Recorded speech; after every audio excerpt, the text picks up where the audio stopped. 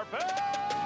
Home of the prodigal son, young Chad Townsend. And Chad Townsend plays on, plays to the whistle, kicks away for Valentine home. Townsend, brilliant.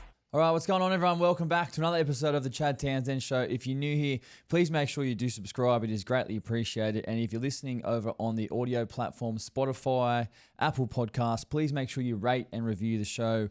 We really do appreciate your support here. And if you've got a question watching on YouTube, make sure you drop it in the comments below.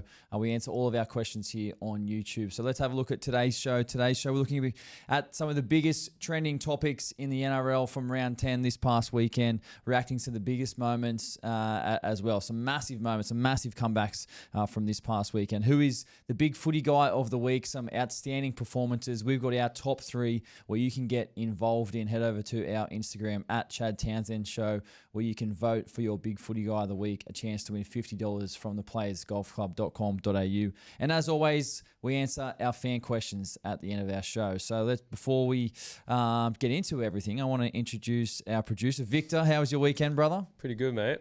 Pretty good. Got one round of golf in. Nice. Got one round of golf. How'd you go in the comp? Or? Terrible. It was medal day. Oh, no, it was a Woolaway Cup day, which is like a big little tournament. Stroke around off the blacks. Yeah. Terrible. Yeah. Like 15 over or something. So how many points, Stableford?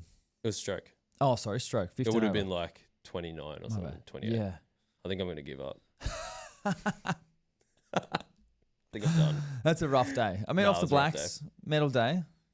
Tough. That's how it's supposed to be. Exactly. Mate, let's get into it. First segment of today's show. What do we got? What's trending? Little video went viral of the Panthers trainer yesterday, Shane Elford, holding a ball, pouring a bit of water on the ball. Let's check it out. He's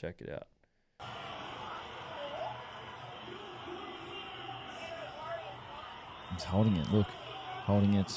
One arm. Bit of water on it.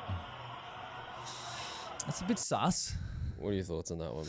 Yeah, it's a little bit sus, I think. I don't know if is that sweet. I don't know if it's in the spirit of the game, if I'm honest. And I think, balls are sweaty as they are and everything, but is it sweet to intentionally do that? Like, I probably don't think so. I don't think it's in the spirit of the game. And, you would have to ask the Panthers, like Shane Elford, if the Cowboys were to do that to the ball when they kicked off, like, would he be okay with that? What's his answer going to be? Probably not. So if you're not okay with it, then why would you do it to someone else? That's my thoughts on the situation. Yeah, Payton said he was doing it before every kickoff. Yeah, right. And that video from there was before Golden Point. Yeah. So before every kickoff. Before every kickoff, Wearing the ball down. There's some of the lengths that people actually go to try and get an edge. And you'd be surprised there would be a lot more happening in the game than just that. But where I stand on the situation on that topic, because I did see it go a bit viral on TikTok over the course of the past couple of days, I'm not sweet with it. I don't like it. I don't think it's in the spirit of the game. But I would ask Shane Elford and the Panthers, if the Cowboys did it to them, would they be okay with it? If they're just like, oh, yeah, nah, it's sweet, or they would actually be blown up, then why would you do it to someone else? Like, that's where I stand on it. I think that's pretty fair. I think that's pretty fair. What's your take on it? I don't like it. I think trainers get involved a bit too much, to be honest. Get off the field. Get off the field. I don't know. I'm not out there, but you tell me. Yeah, well, the NRL brought a rule in a couple of years ago with the amount of times that trainers are actually allowed to go on the field. Yeah. For that very reason, to try and get them off the field. But it seems like they're out there the whole game now. Because they've got cards where how many times they can actually go on the field. That's other than try scoring or kickoffs or whatever it is. But I have actually played where I've been involved with trainers who have been going at referees and whatever touchies, and then have been actually warned and breach notice about their language and things like that. So trainers are just as passionate as the players. Yeah, they're passionate. And a lot of them are past players. So Shane Elford's a past player, been around the game for a long time. But yeah, a lot of trainers within teams in NRL are past players. So an interesting one to keep an eye on if he continues to do it, actually. We'll see what the NRL does about it. Is it really against the rules? I don't. Might be just like a grey area. Yeah, I mean, I don't know the letter of the law with regards to the actual rule book, but I'm sure it would state that like you can't do anything to equipment. Like you can't, like the old deflate gate in the NFL when allegedly Tom Brady deflated balls, etc. It's like tampering with equipment. Yeah, tampering. You can't actually do that. So we'll see where that goes. Yeah, what do we got next? After the Tigers robbing, they got smashed on the weekend. They did, and we'll talk about that a bit Luia's later dad posted a little story with the words "Get out clause activated" on social media. Jeez, what do you reckon? Did you see the post? I have seen the post. Yeah, I'm not a fan of this. First and foremost, I think Jerome Luai's old man, like you just don't get involved in that stuff. Like you don't bring attention to your son. Yeah.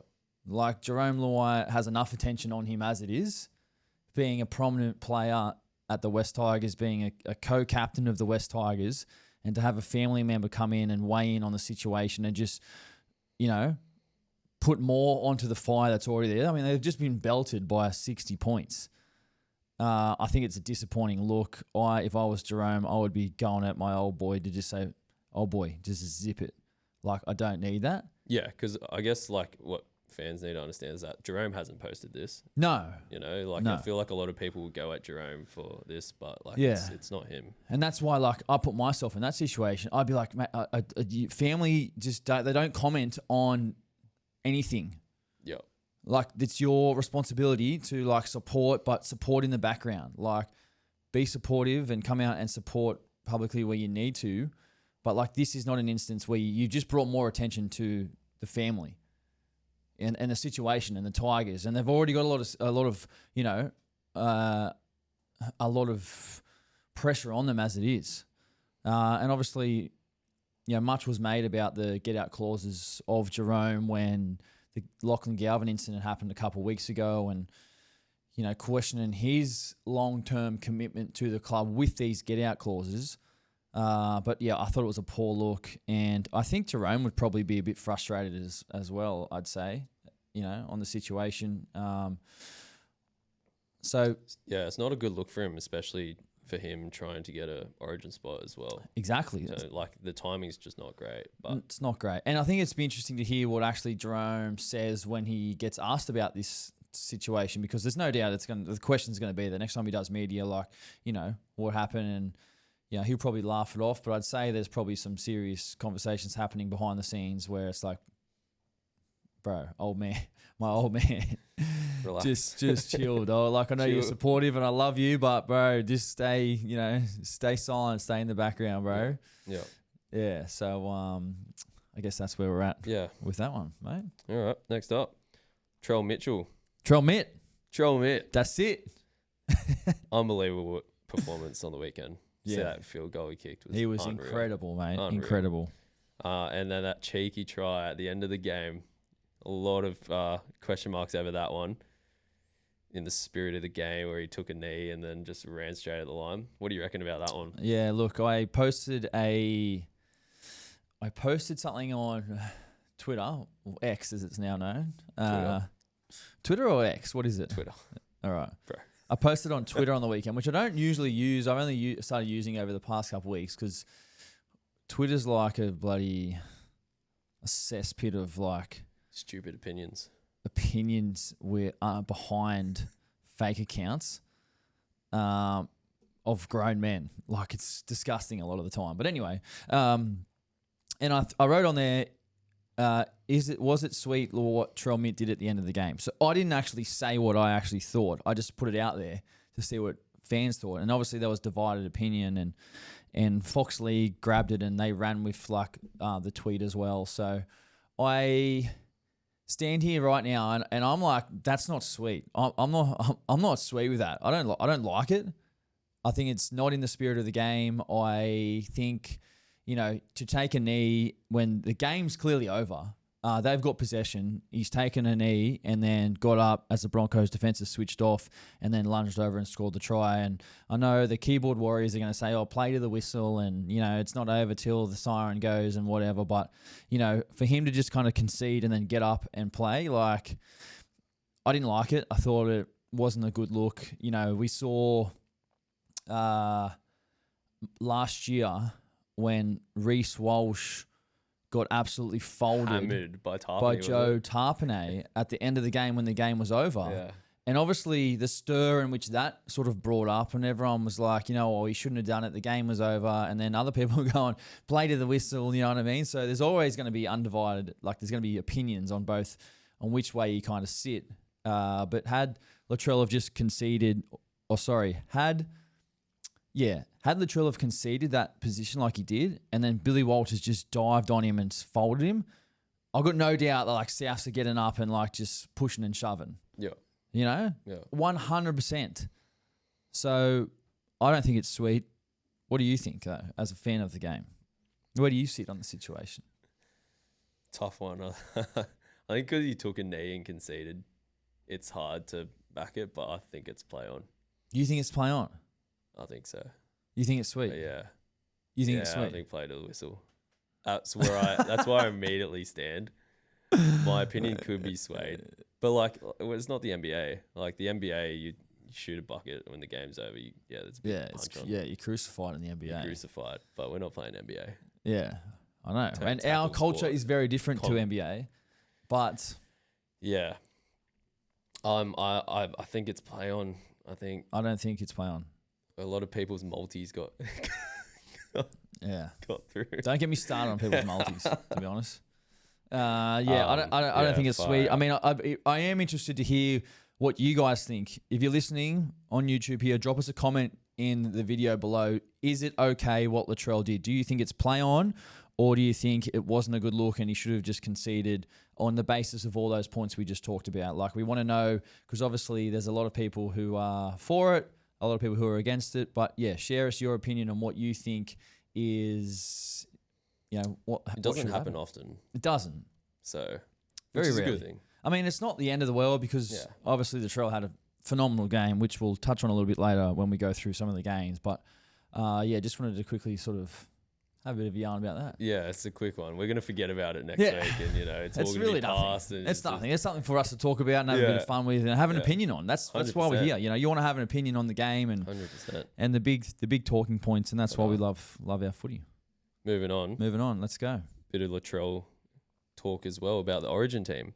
You want to talk about your predicted Origin team? Yeah. Origin team is just around the corner. Now, I did pick my halves last week for both teams, but today we are going to go through my New South Wales Origin team for game one that I think Laurie Daly should go with. Obviously coming in as the new coach who has coached before on the back of Michael Maguire, who done a tremendous job last year, winning the series 2-1 after losing the first game, won games 2 and 3. So a new coach, new era for the Blues again. But my game one team, for the Blues at fullback, I've got James Tedesco coming back into the team in place of Dylan Edwards. I just think Teddy's form this year has been outstanding, has spoken for itself. He has never let the state down. He has captained the state for a long time. And I just think with what he's offering the team at the moment, he's my game one fullback. On the wings, I've got Brian To'o and Tom Travojevic. Now, I found these wing positions to be probably some of the hardest selection choices for me. I had Brian To'o, who's obviously just come back from injury, played on the weekend for the Panthers, had a great game, got through his game, but he's also played the last 12 Origins in a row. He's played the last 4 years, 12 Origins straight, and he has done a tremendous job for us at Origin level every single time.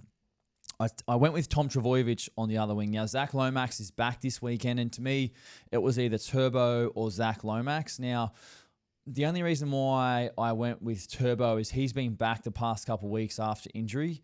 And again, Turbo's never let us down at Origin level. He's been phenomenal. He's been man of the match from centre, man of the match from fullback. He knows what he's doing on the wing. He's a big game player. And obviously, Zach Lomax is the one that misses out there. to me, Zach Lomax has been one of the best wingers in the game the last 18 months. So it would be either Turbo or Lomax. Because Lomax has been injured, I went with Turbo. But I think Lomax is back this weekend. So if he gets through the game, he might be a chance of selection as well. In the centres, well, I feel like this is probably our most settled selection positions. I feel like our centres have been high quality for the past couple of years, and that's Stephen Crichton and Latrell Mitchell. You just know what you're going to get with these two. Latrell is a big game player, as he showed on the weekend, and Stephen Crichton, well, wow, he was just fantastic on the weekend for the Bulldogs in their comeback game against the Raiders. In the halves, now this has obviously been widely spoken about. Last season, we obviously had Jerome Luia and Nathan Cleary over the past couple of years who have been playing in the halves. Mitch Moses has played when Nathan Cleary has been out. Sorry, Nathan Cleary was out last year. Mitch Moses delivered us the series last year. So I've gone with Mitch Moses at 5'8" and Nathan Cleary at halfback. Now this was obviously another interesting selection for me. I went with Moses at 5'8". I just think his form has been, how can you not pick Mitch Moses in our team? And Cleary as well, we don't really need to go into too much detail about Cleary and his positioning, but what will be interesting for this, if Mitch is to play 5'8", is that he will play on the left side of the field. He's done it a little bit over the course of his career. A couple of years ago, Parramatta switched him over to the left when they were kind of looking for answers with him and Dylan Brown. So he has done it before. Obviously, being on the left side of the field and a right foot kicker, you get a lot of the kick pressure from the inside. So he probably will take a secondary option with the kicking game, obviously with Nathan Cleary there and Mitch being the first option at Parramatta a lot of the time will be a little bit of an adjustment, but something he will definitely do for the team. So in that instance, that means Jerome Luai misses out. Jerome has played a lot of football with Nathan Cleary, and obviously being a left foot kicker on the left side of the field, he can kick away from the pressure from the inside. And yeah, obviously a lot happening with Jerome Luai at the moment in the Tigers. I still think his form's been great, but I just think Mitch Moses' form has been better. So I've gone with Moses and Cleary in the halves. And then in the front row, well, the barnstorming Payne Haas, absolute beast. You just know what this guy's going to deliver week in, week out. Best front rower in the game. And then our other starting front row, I've gone with Mitch Barnett. The Warriors captain has just led by example. I just love his aggression. I love the way he plays the game. He's just ultra fit. He's an ultra competitor, and he is going to be in that Blues team. And to me, I'm starting with him. I'm putting him in the front row. At hooker, Reece Robson is the incumbent hooker, has done a tremendous job since he's come into the Origin arena, and I feel like he's made for Origin. He's super fit. He can play 80 minutes if it's required. He's shown that he can handle this level really comfortably. Now just really coming into the sweet spot of his career where he's just going to play more and more consistent. Like he's an absolute beast, a warrior. So for me, Reece Robson starts at hooker. In the back row, so this was some more guys who have actually put their hand up this year, and I found this selection to be, really difficult. Obviously, the four that were kind of there were, Homole Olakawatu, Hudson Young, Liam Martin, and Angus Crichton. Now, you can't have all four of them for me, so I've gone with three of them. Two of them in the starting team, I've gone with the incumbents, Liam Martin and Angus Crichton. I just feel like these guys are big game players. They constantly deliver. They compete. They're aggressive. They run great lines. They compete on all the kicks. And to me, they deserve their spot. So I've gone with Angus Crichton and Liam Martin to start in the back row. And then at lock, Isaiah Yeo. I've gone with Isaiah Yeo, who I think will captain the team. And I just think Jake Trbojevic unfortunately misses out. On the bench, I've gone with Connor Watson, Spencer Lenu, Hudson Young, and making his Origin debut in number 17, Terrell May. You're a big Terrell May guy, actually, Victor. Big Terrell May guy. Are you happy about that? Yeah, I think he has to start. Oh, not start, sorry. I think he has to be in the team. Yeah. Him and Haas are like the form front rows of the competition right now. Yeah. Yeah, 100%. So I think, it's a bit of a mix of players who delivered last year with, one debutant, Trell Mit, comes onto the bench. Obviously, the big selection with James Tedesco in there for Dylan Edwards, and obviously Mitch Moses in there for Jerome, Luia, Mitch Barnett to the starting team, and Ola Kawatu, I've got him at 18th man. I feel like this team in Origin 1, you kind of need those, those steady heads, those veteran players, hard-nosed players, and I feel like this team is that. And if we win this game, they usually pick and stick with game 2. If they lose this game, we can kind of expect some changes, and what those changes actually look like, I guess we'll find out in the future. But yeah, honourable mentions. Obviously, we spoke about Zach Lomax, Carraz, Ryan Pappenhausen had an excellent game on the weekend. Jerome Luia as well. So plenty of quality players all around. Obviously, we can't fit them all in the team, and that's why we love doing it. But this is my team for the Blues, and I'm excited, Victor. Give me your thoughts on my team. Give me your thoughts. Was this a winning Origin team for game 1? Yeah, that's pretty close to what I'd pick. Maybe May to start instead of Barnett, but honestly, you could have it both ways. I'm just keen for that Haas versus Tino matchup. Yeah, gosh, yeah, they're like two of the form front rows this year, and them going at each other. Yeah, it's gonna be sick. Always fireworks. So sick with those two. Yeah, yeah, big game players. No, I like it. Yeah, I like that squad. Turbo on the right wing. Who's that? Sorry, Turbo on the right wing. Yep. Instead of Turbo right center, Crichton right wing. Thoughts? No. Turbo on the wing. Yeah, I mean, I don't hate it. That's good from you, coach.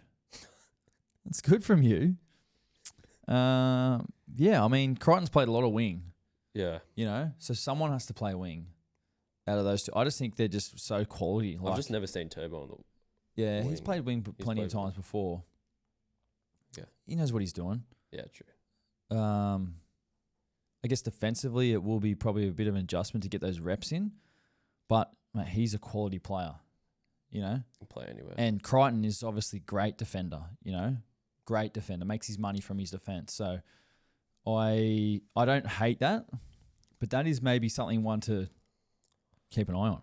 I think, this Origin team, just our back defence is just incredible. Like Trell Mit, Steve Crichton. Definitely. Brian To'o's underrated defender. Yeah. Definitely. It's going to be sick. Yeah. I love the aggression of this team. I feel like this team's very aggressive, a hard running team. Yeah. Very, very powerful. Look at the bench, Spencer Lenu, Hudson Young, aggression. Just to see Spence off the back fence. Back fence Spence, Terrell May, he's averaging an insane amount of meters this year. Connor Watson, can play hooker, can play anywhere. He's cover for us. I feel like he's been in excellent form, deserves to keep his position. So, yeah, look, I'm excited. I'm confident. I love that team. I am wary about our game 3 being in Sydney. Yeah. So game 1's in Suncorp. Yep. Game 2's in Perth, I think, off the stadium. Yep. And then, game 3 in Sydney. So we have to win one of those two. Yeah, just quickly before we move on from Origin, I'm going to put this out there. Origin players deserve to be paid more money. At the moment, they get $30 grand per game, but that's been like that for the last maybe 10 years. Origin is the biggest driver in the game. These are the pinnacle players of our game. They deserve more money. In my opinion, they deserve $50K per game. The game, the NRL obviously has a game in Perth at the moment, which I have the past couple of years, but the Perth government would be paying the NRL millions of dollars to have the game there, because it'd be in their budget to try and drive the economy. But I just they need to be paid more money. I'm putting it out there. Done. I'm for the Get players. it done. Get it done. Next CBA. Put it up there, all right? All right, let's move on. We'll have a look at the weekend's game. The weekend of the comeback. So many comebacks this weekend. It started on Thursday night, and the Dolphins 20 versus beat the Eels 16 at Western Sydney Stadium. Man, the game went down to the wire. What a finish. Hammer makes an absolutely incredible play at the end. making a tackle on Dylan Brown. That if that's not Hamiso Tabuai-Fidow making that play, then I don't know if anyone else has the speed to stop Dylan Brown there. And actually, a really interesting point and a question got raised to me over the weekend in the specifics of this play. You know, Dylan Brown was running around the left hand in the left-hand side of the field and carrying the ball in his right arm. So Hammer comes at him. So someone asked me, why didn't Dylan Brown transfer the ball to his left hand and then try and palm off Hamiso Tabuai-Fidow? And I was like, well, you know, the thing is not everyone can do that. A lot of people actually run with one ball carrying arm. Like not everyone can sort of transfer the ball and palm both hands. So I found that a really interesting question, and I haven't seen too much of Dylan Brown holding in the left hand and palming off in the right. But nonetheless, a really good question of the detail around that play. But all in all, a massive play from Hammer, who was outstanding in the game on the weekend. Big players for the Eels. Well, Josh Addo-Carr probably had his best game for the blue and gold, 239 metres. Is he in Origin contention at the moment? I mean, we didn't talk about him before, but has done a job there previously. To me, I don't have him in there at the moment. I don't think he's in good enough form or played well enough consistently over the past probably 6 months. Probably doesn't help that he's at the Eels. Yeah, and the Eels obviously have struggled so far this year, but although he's excellent on the weekend, I don't have him in there at the moment. Obviously spoke about Hammer before. He was outstanding. Isaiah Katoa, well, you know, that try, you know, involvement he had in the first half was outstanding. He went in deep into the line. He basically looked like for all money he was going to play inside. He's using the ball to just show, manipulate the defense, and then at the very last second, swings it back out and just plays a nice pass out the back, sucked in the whole Eels right edge. Semrani, everyone came in, and then the Dolphins were able to execute on that left edge. So, yeah, look, the Dolphins were good enough to hold on. The Eels did form a fight back, and I'm thinking to myself, geez, this is an exciting game to start our weekend of footy, and the Eels came so close to winning it, and unfortunately would go down. And obviously we saw an animated Jason Rolls in the coach's box. He was riding every single emotion as there was, up and down, hands on the window, like just, I don't know why you'd want to be an NRL coach, would you? You'd just be stress levels would be through the roof, blood pressure through the roof. But the Dolphins good enough to hold on Thursday night. What do you think about if the situation comes to it when New South Wales are 2-0 up, series over? Putting Katoa at 6 and Cleary at 7, giving him a bit of experience. Yeah. I think he's pushing for it. No, not this year. No. He'll be in the camp though, you'd think. He might be in the extended camp, I'd say, potentially. Yeah, just to usually they bring in some young guys to get some experience and, 20th man or whatever it is and help out training. But I don't think he plays this year. I think he's still a little bit off that. With Origin, you need to have a long time of consistency under your belt. And he is at the start of that consistency period. Obviously, at the back end of last year, they had him out of the team. He wasn't playing. He got dropped last year. Now this year he's been excellent. Yep. He's had 10 rounds of just great solid football. So he needs to now do that, all season, then do it again next season. And then it's this time next year, we probably having those conversations about, hey, Katoa, he's been in great form for 18 months. He might get a game, next year after. He's still very young. So got a long time in front of him. But obviously with Nathan Cleary, Mitch Moses, Jerome Luia, we've got some really high quality options. But he's the next probably young guy to sort of, chase that position. So, a really good question from you, Victor, though. Well done. Let's get on to the Friday night games. In the first game of Friday night, 6 o'clock, the Titans 24, the Knights 20. First of the comebacks on the weekend, where the Knights were leading 20-6 at halftime, looked in control, but then an absolute Kmart deck chair folding in half. I don't know, not sure what happened with the Knights in the second half. just went all downhill. Adam O'Brien absolutely fuming after this game. His post-match press conference was one to watch. He noted that he would be looking in reserve grade for answers. So we can probably expect some more changes from Adam O'Brien. The Knights in the second half, they lacked energy. They had 67% kick defusal, 12 errors on the game. And for a Knights team who were playing at home, I was just disappointed with the Knights. I thought they should have won this game, but I mean, you got to give credit to the Titans. After a massive week on the Gold Coast, obviously a lot was spoken about last week with obviously David Fafita getting dropped. There's reports about Des Hasler's jobs on the line and his contract clauses. If he doesn't make the 8, then they don't have to keep him on. There's talks about who stays. Is it, Des or is it Fafita, or are they both gone? That's the kind of chat in the week that the Titans had last week. And obviously, to me, like Des is an experienced coach. Like, he's been around the game for a long time. So I just feel that Des would have cultivated all this information and got this team together. And it was like us against the world. Des has got everyone in together and just been like, boys, let's keep everything in-house. Let's just focus. And let's just go out and play a solid game and don't worry about anything else. And that's what the Titans did. I mean, they hung in there. Obviously, they were down at halftime, but the second half fight back and the spirit they showed, was amazing to see. And great for the Titans. A great win. It's one of the best wins they've had all year. And on the back of some adversity from last week, to turn up, play for your coach, play for your team, get a win.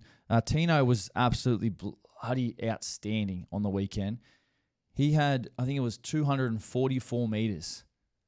Like, incredible. Incredible. He is an absolute monster. Lead by example, leads from the front. You can just tell how passionate he is week in, week out. He very rarely has a bad game, Tino. And he was outstanding. And and that try at the end, Lofi Khan-Pereira, the delicate kick back on the inside for AJ Brimson to score. I'm watching the game and I'm thinking, the Titans, they're coming here, and then they just get a bit of shape out to the left-hand edge, get it to Khan-Pereira, and the kick through bounces up perfectly. AJ Brimson scores, and the Titans come back and win, and there's plenty of question marks going on the Newcastle Knights. I would not want to be probably in that video review session at the Knights. I dare say it's probably today. I would not want to be in that room right now. There'd be a lot of question marks. Hey.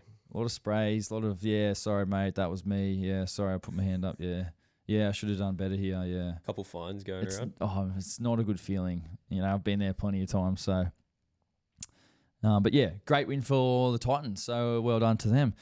The second game of Friday night, well, Trell Mit, that's it. Souths 22, Broncos 14, and another comeback. The weekend of a comeback. Well, Latrell Mitchell, absolutely massive in this game. Outstanding, the player of the game. 2 massive try-saving tackles. One on Payne Haas, which I'm not sure if any other fullback in the competition is actually able to make that tackle on Payne Haas. Payne Haas gets through the line and then tries to take you on the outside one-on-one, and Latrell just throws his body at him, tackles him, gives him everything he's got, brings him down. Like, tell me, Victor, another fullback in the competition, you think that would actually do that? I actually can't. Will Kennedy, maybe? No. I'm not kidding. I'm just kidding. Like, you think about it. Think about the fullback. No, literally, you're right. It's Trell Mit and no one else. It's Trell Mit. That's it. That's it. That's it. He's a fucking beast. And then the other one, Dean Mariner, excuse me, on the back of a nice piece of play. He comes through, tries to take Trell Mit on the outside, and he makes another try-saving tackle. And Latrell's not really known for like his, defensive effort. He gets sprayed a lot about his defensive effort. Hey, he does. He showed on the weekend. He's played the back, and a lot of time Trell Mit's out of position with kicks, and teams want to go after him. But I thought he was outstanding, and to me, it was like from his very first carry of the game in yardage, he got the ball and he just steamed back into the fence as hard as he could. And I was like, man, I don't really see Trell Mit doing that very often. So to me, I was like, geez, Trell Mit's like on today.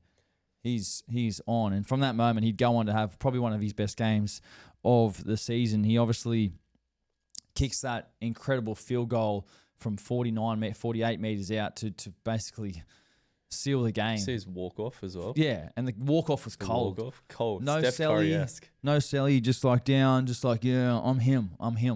But he was him. He So was sick, that video. He was him. And I want to talk about just quickly Lockie Hubner.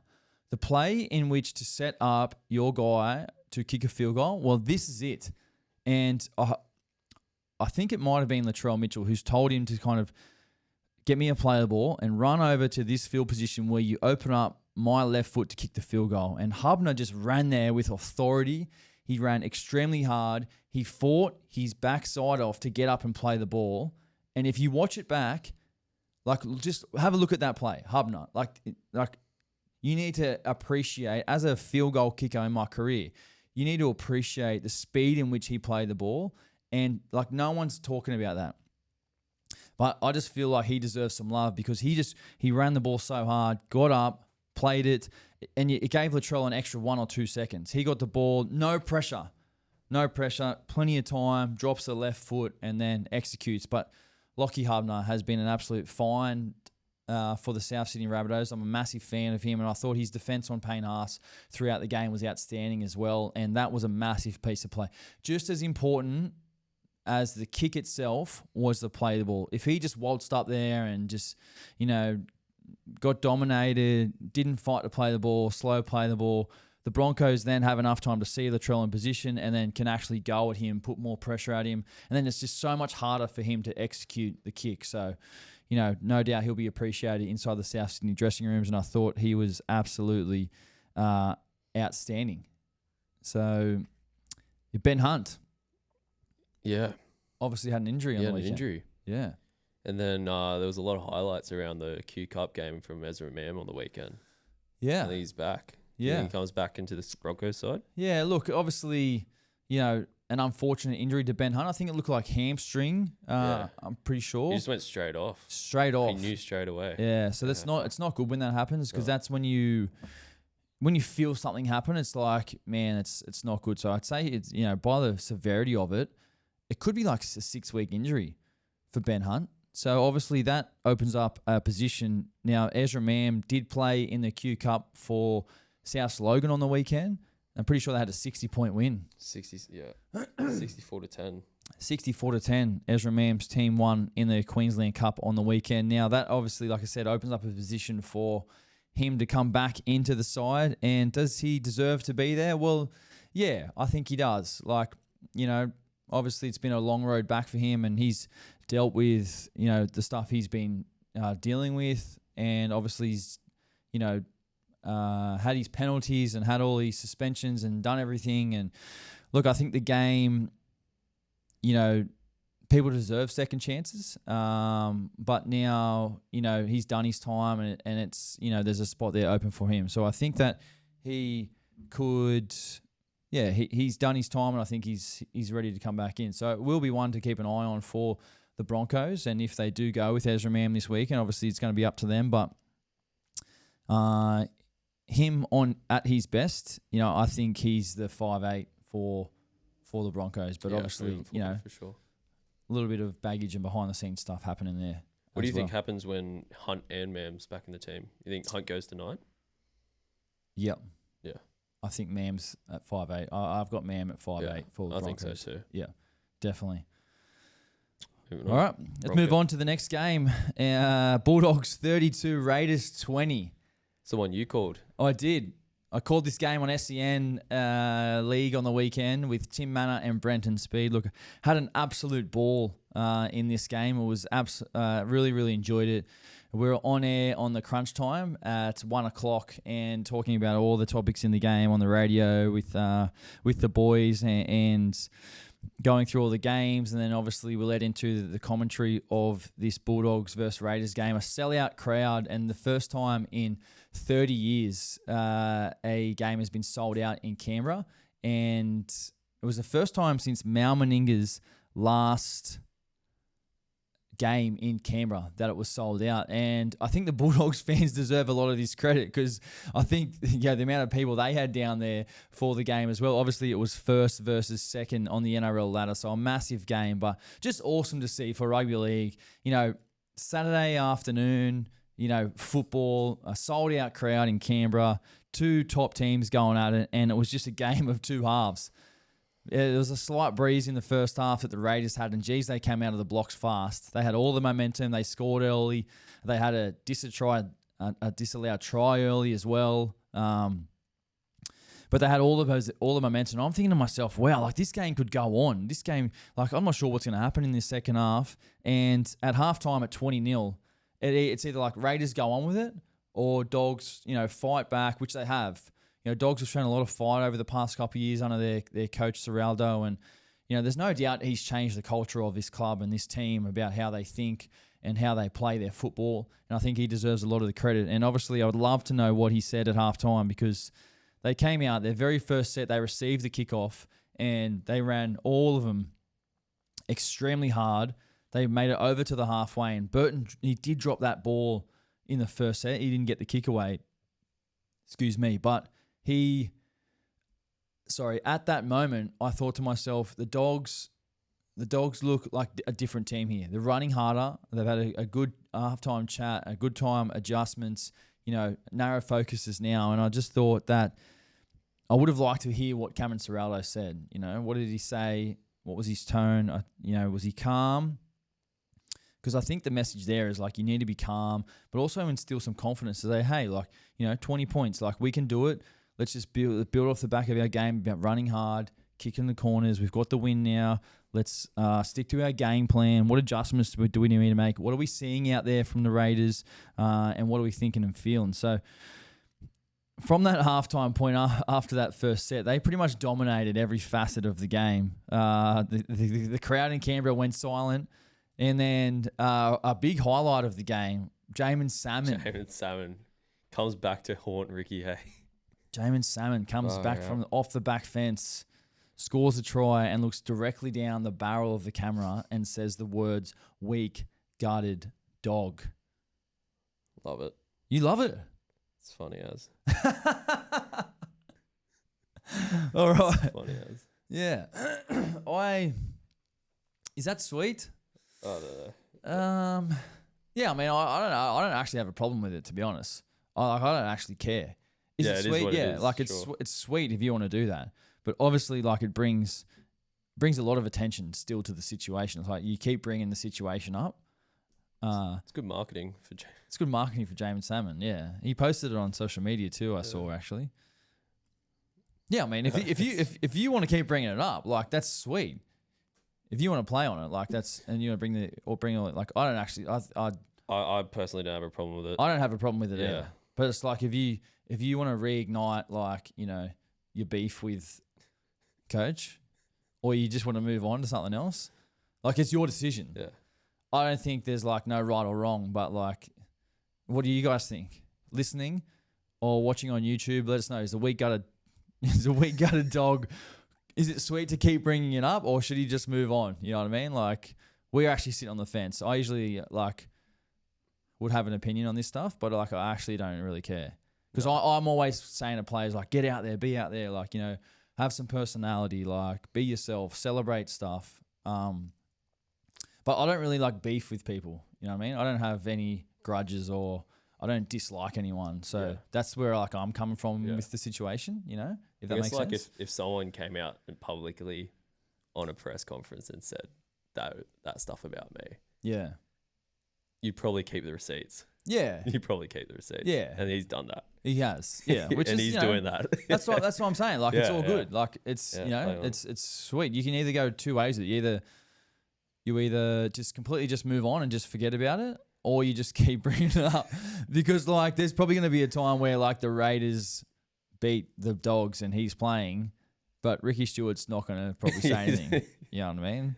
So who knows? Maybe who he knows? will the next time. And obviously he did get asked about it in the press conference, Ricky Stewart, and just laughed it off. Yep. So that was obviously you knew what was going to happen there. With Sticky, but yeah, look, an insane comeback from the Bulldogs. who are leading the competition at the moment. Geez, they are absolutely on fire at the moment. Some interesting topics still out of the Bulldogs. Obviously, with Toby Sexton, like still unsigned for next year. Spoke about it on SEN League on the weekend. They asked me about Toby Sexton, and look, do I think Toby Sexton is the guy for the Bulldogs at the moment? I do, but what I can see from the outside at the moment is like the Dogs haven't signed him. Obviously there's probably still some questions there. Is he the guy that can win us a premiership? And how long do we sign this kid for? Is it long term? Is it 1 year, 2 years, 3 years? Do we give him the keys? And then how much do we pay him? Is he our long-term starting halfback? Because if he is, like, he would want to get paid as that. So, and then obviously there's still some question marks. This is round 10 now. Yeah, but like, who else is there? Really? Well, not many anymore. Like, Fogg went to Manly. Yeah. DCE reported Roosters. Acco's gone to Dragons. Yeah, so I'm not sure, but like obviously to me, like I said from the outside, there's still some question marks on him. That's why the deal hasn't been done. Like obviously they haven't been able to agree on price, they haven't been able to agree on the length of the deal. Otherwise, it would have been done. So that's one to keep an eye on for the Dogs, for sure. Let's move on to the Saturday games. Warriors 15, Dragons 14. The Warriors started red hot. Luke Metcalf continued his great form in 2025 with an early try, and Shane Tuapiki scored an excellent try as well. You just thought the Warriors were in an absolute mood early on in the first half here. But the Dragons, they did fight back. They did fight back down in Wollongong. They gave themselves a chance to win this game. Ultimately, it came down for me to the decisions at the back end of the game with their field goal options. Now, Luke Metcalf decides to take a field goal in the 69th minute with 10 minutes to go. So early on, goes up by 1 to put a bit of scoreboard pressure on the Dragons. And geez, didn't it work out? It did work out in a time where a lot of teams have been criticised for their field goal setup and execution. I thought it was great to see Luke Metcalf get in position and just have it there on offer and just take it straight away. And it pretty much changed the game, the thinking of the game for the Dragons, who are now kind of behind.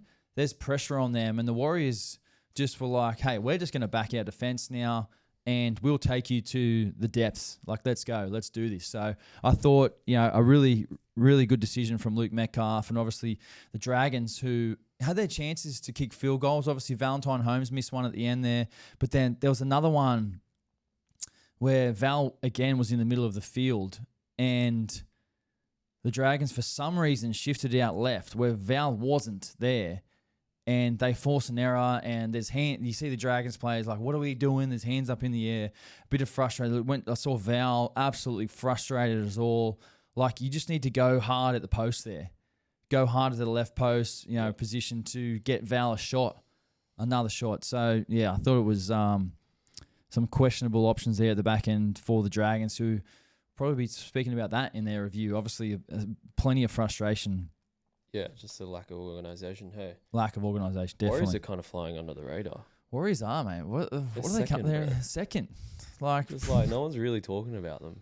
Mate, they've done an incredible job so far this year, and like still no Fisher Harris. Yes. Dallin Watini-Lesesniak had his first game back on the weekend. Roger Tuivasa-Sheck's still out.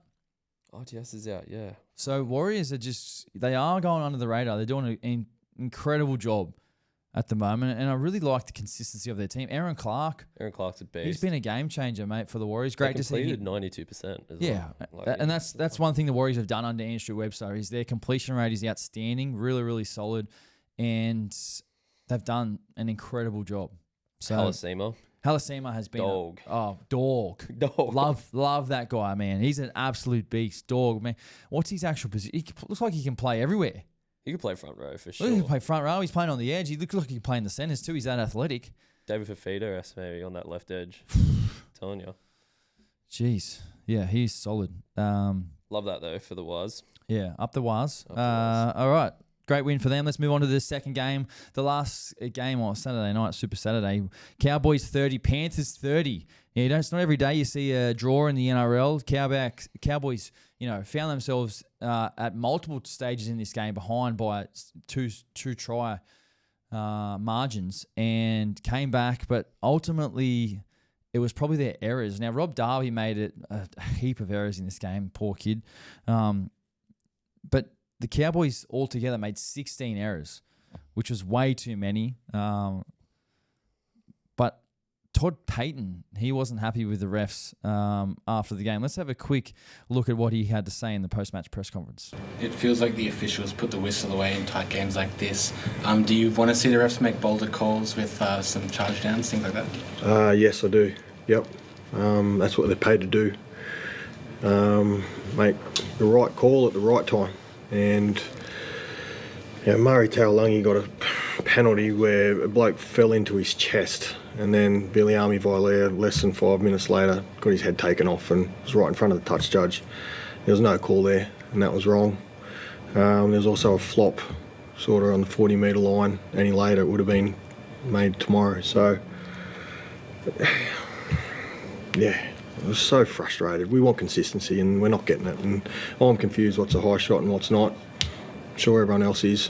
I'm pretty close to the action as well. So, yeah, I'll talk to the NRL through the week and go through the right channels, but it's just white noise. Yeah, we got that wrong, but nothing, no one's held accountable for it. Yeah, Big words. Todd Payton, not mincing his words there. It's something with Toddy in his press conferences. Not really many smiles, is there? He's pretty serious. A lot of people always see Toddy and ask him about his press conference. He's very serious in there, but yeah, obviously that penalty, the chest penalty, was ridiculous. Was a bit of a joke, wasn't it? Yeah. There wasn't much in that at all. So There's nothing. Yeah, that was probably one he was frustrated at. And the thing that happens with coaches after a game is obviously you heard Todd say that he'll go through to the NRL on the right channels this week about asking some questions, and it's like, so what happens is they'll send off some clips or examples of what happened and then ask questions about why these decisions were made. And the NRL always come back with sorry, this was a wrong decision, or this shouldn't have happened, or just nothing. They won't explain it. So it's like you can ask the questions, but it's going to be wrong, but it's almost like they admit that they were wrong and then nothing happens.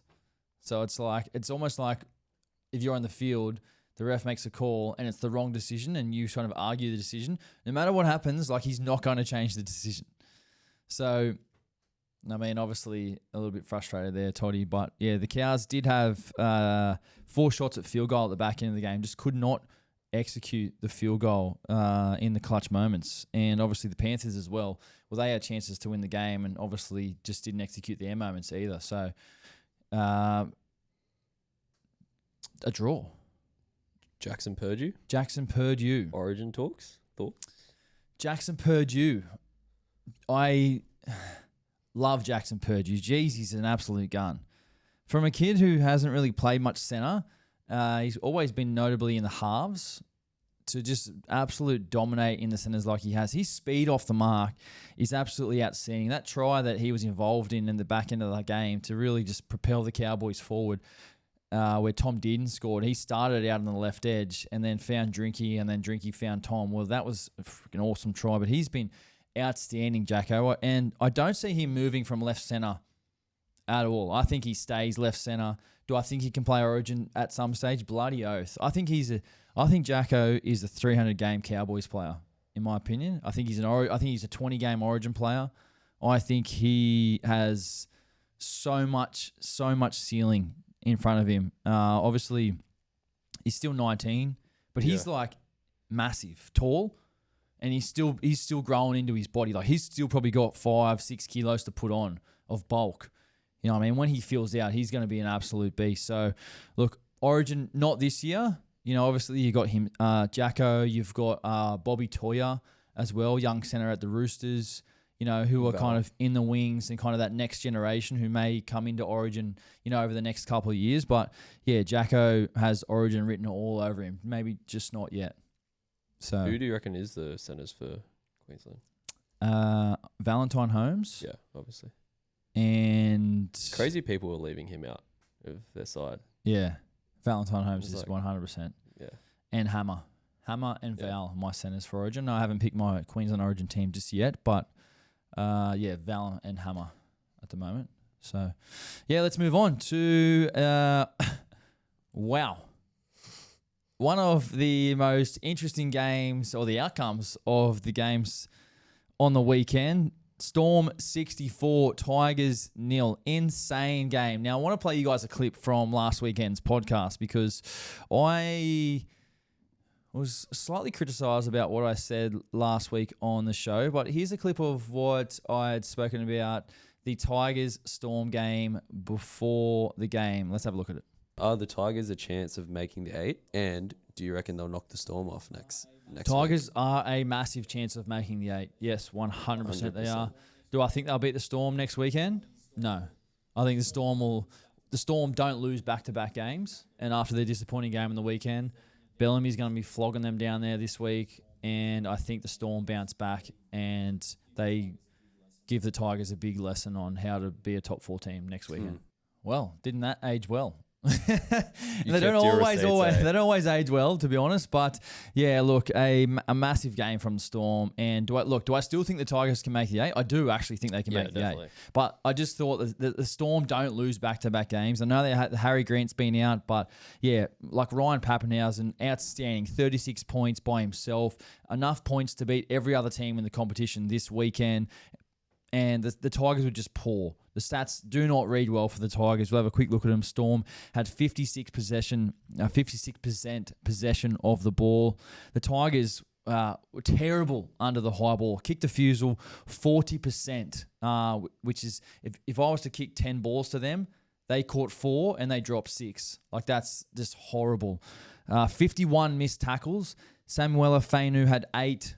Talon Da Silva had 6. They had 11 errors, and they were taught a massive lesson on how to be a top 4 team, how to be a consistent team. And the Tigers, who have done reasonably well over the past 6 weeks, obviously, a lot has been made of, Lockie Galvin and, his situation, but they've still been able to sort of jag a couple of wins over the past few weeks. And obviously, like we said at the top of the show, Jerome Luai's old man weighed in on the situation with his get out clause story on Instagram, which is going to be interesting to see how that unfolds this week. But a disappointing game for the Tigers, who just didn't have their attitude right from the very first kickoff of the game. The Storm were always going to be hard to beat. In Melbourne, they were on, but no one would have saw 64 points coming for the Storm. No, not that big. On the weekend. But Sunday afternoon at Amy Park is just like in the day. Up for a romping, yeah, bloody oath. Like, yeah. They Definitely. love that time slot. The Storm. Yep. Let's move on to the last game of the weekend. Sharks 30, Manly 14. Victor, just quickly, the Sharks fan, your thoughts on the game? Massive win. I was a bit nervous. I was a little bit nervous. When I was 14-0 up, I was messaging my Manly fan mate, ripping into her. But then they came back and I went a bit silent, but the boys got it done. It was a pretty impressive performance, actually.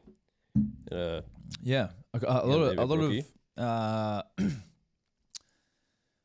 lot of decent performances, actually. Adam was solid. I thought he, scored a nice try. I thought Nico had a good game. 2 try assists. Last 2 weeks, Nico's kind of looking. I thought he was really solid on the weekend. Taking on the line. Ronaldo Mulatalo, I thought he was outstanding. I loved his he was like waving to the crowd after that second try. Jeez, he just loves it, doesn't he? Loves that. He loves getting in the crowd, and the that. crowd would probably flip him off, yelling at him, but he's just like, "See you, that's game over. See you guys." Like, a lot of people don't understand that Ronaldo's just like that on the field, and off the field, he's actually like an absolute legend. He is, mate. He's one of those guys you love playing with, but you hate playing against. And Manly fans probably hate him. Sharks fans absolutely love him.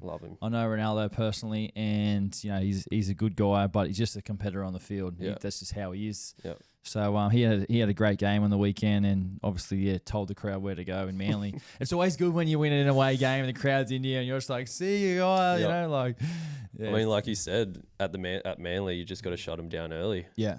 You got to That's what quieten they down did. that crowd at Brookie. They were silent. Yeah. And if you can keep that crowd quiet there, which we spoke about a couple of weeks ago on the podcast, like it goes a long way to, getting a win, because how often do we see teams go to Manly and they just don't handle the situation? They don't handle the start. The crowd get into it. They start, screaming for penalties, and it's an avalanche. So the Sharks did really well, even though Manly came back at them in the second half, where I thought, hey, Manly's coming back here. Yeah. This is game on. But the Sharks done really well to sort of halt that momentum and just go on with it. So KL Iro shout out as well against Garrick. He was unreal. Garrick had an off game on the weekend. He did, but I think KL just had him defensively. Big time. Yeah. Yeah, big time. Always good matchup when you see centers go one-on-one. And I thought Garrick was off. I'm not taking anything away from KL because I think he's an outstanding young center. But I thought he was really, really solid. What do you think's going on at Manly?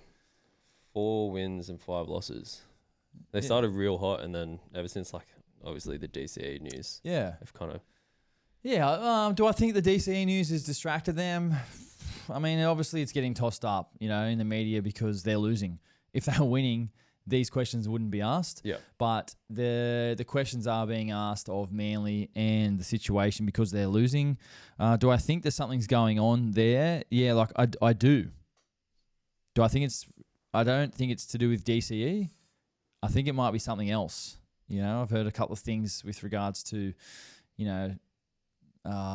some players not being happy with certain people in the club and whatnot. And I can't say too much on the situation, to be honest. I'm no journalist. Behind the scenes, though. Maybe another time I'll talk about it. But yeah, look, it's 4 wins, 5 losses for this Manly team. Yeah, they're underperforming. They're underperforming at the moment, for sure. So, but you never know. You do know. And obviously, there is a lot of talk about DCE and, his impending contract and signing and whatever. And but obviously they've already signed Fogarty, you know what I mean? So yeah, that should be behind them, right? It should be behind them, you know what I mean? So I don't think that's a distraction. The players signing and leaving and coming and going happens. It's normal. It's just for mainstream media just taking that and running with it. And that's just... that's a mainstream media thing. But yeah, I think there's other things happening. But anyway, we'll move on. Big Footy Guy of the Week. Our nominations for Big Footy Guy of the Week. Head over to our Instagram at Chad Townsend Show. All you need to do is comment who your Big Footy Guy of the Week is. Our 3 nominations this week. Keon Kalawatangi, absolute beast for South Sydney. Got moved to the front row this week. 73 minutes in the middle. 24 runs, 212 metres, 37 tackles, 1 offload. Man, he was an absolute difference maker for Souths. You could just tell he simplified his role. He got his hands on the ball a lot as well. 24 carries. Outstanding, Keon Kalawatangi. I like him in the front row. Wayne Bennett, I think he needs to keep him there.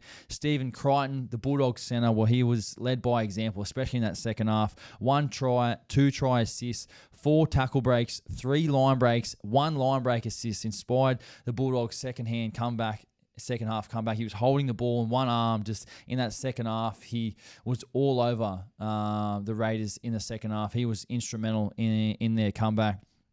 In our last nomination, Ryan Pappenhausen had probably his best game of his whole career on the weekend. 4 tries, 2 line breaks, 7 tackle breaks, 211 metres, 36 points. You heard it right. 10 of 11, I think it was, and 4 tries. The record points in a game for the Storm in history. So well done to Ryan Pappenhausen. There are 3 nominations this week. Make sure you head over to Instagram and vote for your chance to win. Just quickly before we finish up, Victor, let's go fan questions. Yep, let's get these fan questions. Who do you think will be in the Perth Bears starting lineup in 2027? Maybe pick a couple. Oh, geez. Guys who are off contract next year. Bit on the spot. Yeah, I know. But, yeah, I'm not 100% sure of the off contract list for next season. Many, right? But I guess what I will say is there will be some big contracts offered because you need to offer players like the Dolphins did. Like, not everyone wants to play in Perth. A lot of players want to play in Sydney. That's why it's hard for some teams for Canberra to sort of recruit players, for Cowboys to recruit players, because not everyone wants to live in those locations. So I think Perth is going to be similar to that scenario where they'll probably have to offer some big contracts. Like the Dolphins offered massive contracts to Felice Kafusi, the Bromwich brothers, and so on to get guys there. So, interesting to see who the coach is going to be as well. A lot of talk around Brad Arthur and Sam Burgess about being head coach options. So we'll see what happens. Payne Haas is off contract. Jeez, what are you chucking at Payne Haas? $2 million a year? You'd probably think so. That's not. I don't know. Yeah, you've got no doubt they'll make a play for him. Yep. I don't think he goes, but no, I think he stays with the I think Broncos. he stays with the Broncos. Yep. Next question: how long do you think it will take for the Bears to contend for the 8? I think it takes them. I mean, it's going to be all based around their recruitment, but I think it takes them maybe a couple years. Yeah, especially on the back of a new coach and new recruitment, finding a team that has their DNA. They need to find their DNA, their connection with the community and the crowd. I think it might take them 3 years. Yep. Do they just get Wayne Bennett again? No. Isn't that what the Dolphins did? No, they don't. I don't see him Wayne coaching there. No. Next question: would you ever consider coaching post footy? 100%. Definitely. I'm actually finishing off my NRL coaching course at the moment, so I will be qualified. And yeah, I would consider it for sure. I love coaching. I feel like I've got a great knowledge of the game and great people skills and communication, which I feel are all the ingredients that you need to be a coach. But yeah, at some level, I would like to be involved in coaching. Just what that is, at some day, I will find out. So yeah, definitely involved. Definitely interested. Yep. Got a pre-game match talk in you. Bloody oath I do. I got a massive boys. pre-game. Yeah, I got an emotional pre-game speech in me for sure. Yeah. Where I can just look people in the eye and just yeah, for sure. Love that stuff. Love it. Do love it. Next question: are the Dragons legit spoon contenders, and will they continue to ruin my weekend? Dr. Pop. Dr. Pop. Yeah, Dragons fans are probably not happy at the moment. Their form has not been great. Are they wooden spoon contenders? I don't think they will win I don't think they'll get the wooden spoon. They were not spoon. They won't be spoon. But at this stage, I just don't see them making the 8. I don't think they're playing well enough or consistent enough to make the 8. And this might change, but at the moment, I just don't see them playing well enough to make the 8. Yep. No. That's it. Sweet. All right. Thank you, Victor. And thank you guys for listening or for watching here on YouTube. If you enjoy the podcast, please make sure you do subscribe. It is greatly appreciated. Drop us a comment, like the video. It really does help us. And we'll see you guys next week.